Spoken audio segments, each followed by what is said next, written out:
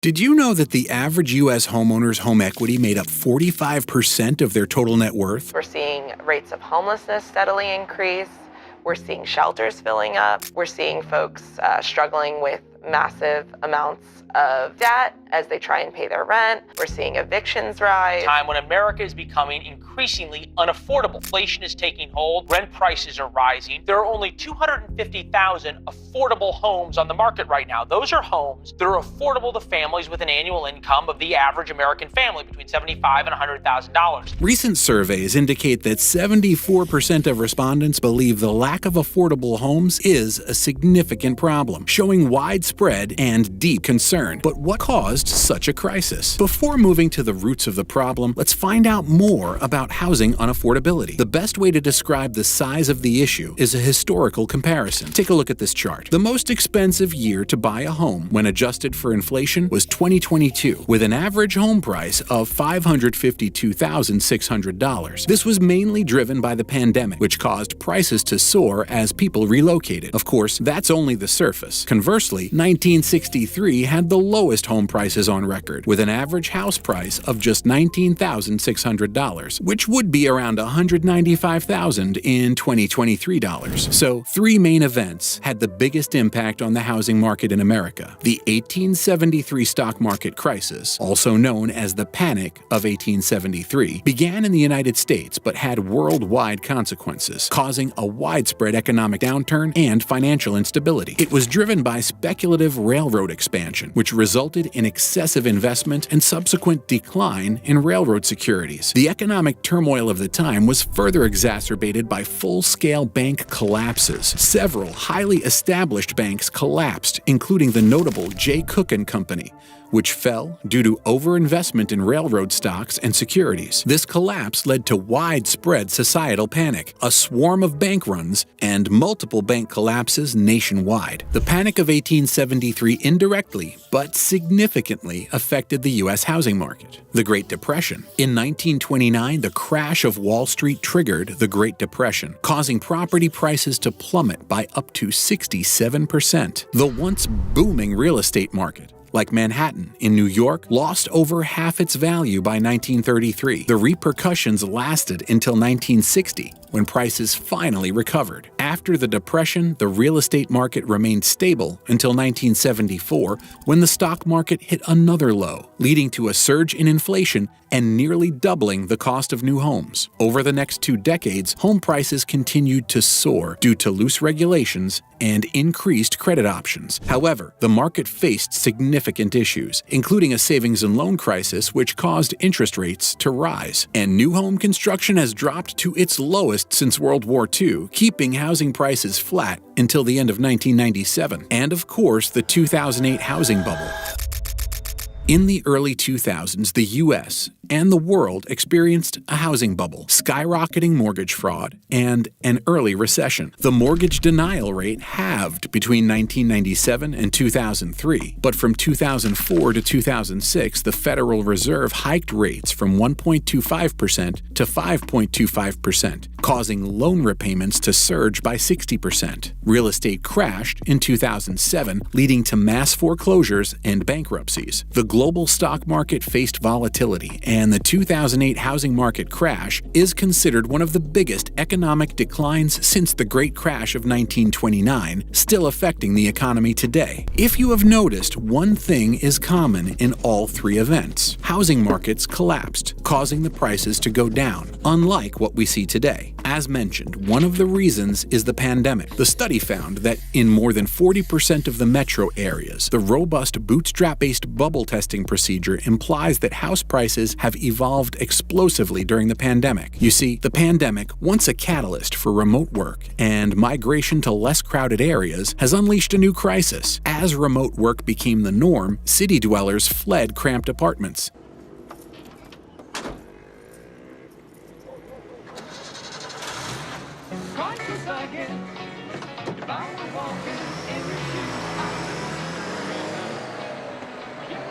searching for spacious, affordable homes in less urban areas. The result? A fierce competition for properties, with buyers snapping up homes at lightning speed, often above the asking price. Investors quickly capitalized on this frenzy, with real estate flipping and investment surging to unprecedented levels. By June 2023, investors accounted for a staggering 26% of all single-family home purchases, up from just 15% in March 2020. This surge in demand, coupled with record low interest rates and a worsening housing shortage, pushed the median U.S. home price to the moon, from $280,700 in March 2020 to a jaw-dropping $406,700 by July 2023. Despite the market's cooling, some pandemic-era trends are here to stay. Virtual listings, streamlined closing processes, and tech-driven efficiencies have become permanent fixtures in the real estate landscape. Unfortunately, this dramatic rise in housing costs is not confined to ownership. Rents, too, have soared, especially in pandemic-era boomtowns. Miami witnessed a staggering 45% increase in rent within a single year. A nationwide deficit of 3.8 million housing units exacerbated the sudden spike in housing demand, which has fueled this crisis. Speaking of adding fuel to the fire, large institutional investors, seizing housing as a lucrative asset, have gobbled up nearly a quarter of single-family homes across the country, further inflating prices. We should focus more on how investors messed up the housing market. One of the most sinister forces fueling this crisis is the rise of institutional real estate investors. In the first quarter of 2024 alone, these powerful entities bought nearly 44,000 homes, almost 19% of all U.S. sales. Even more alarming, they snapped up 26.1% of the most affordable homes, snatching them from the grasp of struggling first-time buyers. With their vast financial resources, these institutional investors are buying homes on a massive scale, often targeting lower-priced starter homes to maximize profits. Their actions are not just depleting the housing supply, but are driving prices up, making it nearly impossible for ordinary families to enter the housing market. So here's how they do it in practice. Armed with the ability to make cash offers and purchase homes in as-is condition, these investors outcompete regular buyers, further tightening the market. As more people are priced out of buying, they turn to renting, only to find rental prices climbing as well. I'm currently in a one-bedroom and a den,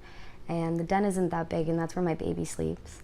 The bedroom isn't also that big. This is technically a basement, and I'm paying close to $2,000 for it. The impact is devastating. Affordability plummets, and the dream of homeownership slips further out of reach for millions of Americans. The latest data shows that 66.6 million households, 49% out of a total of 134.9 million, are unable to afford a $250,000 home. What's even more disheartening is that real incomes have never managed to keep pace with soaring housing prices. The American dream of owning a home is rapidly fading, because the gap between home prices and incomes has widened to unprecedented levels. In 2022, the median sale price for a single-family home reached 5.6 times the median household income, the highest in over 50 years. The pandemic led to a strong increase in home prices. At the same time, income growth has been slow. This combination has made it difficult for many people to afford to buy a home. Even though mortgage rates have been low, the increase in interest rates has made it even harder to afford a home. In fact, almost half of the biggest U.S. markets have seen home prices being more than 5 times people's income. In some places, home prices were more than 8 times people's incomes, which is very concerning, mildly speaking. So given all the information, homes are now more unaffordable than ever. Yet there are levels to this game. Unfortunately, the younger generation has it worse. Generation Z, the cohort aged 12 to 27, finds itself in the midst of a raging financial storm. This generation faces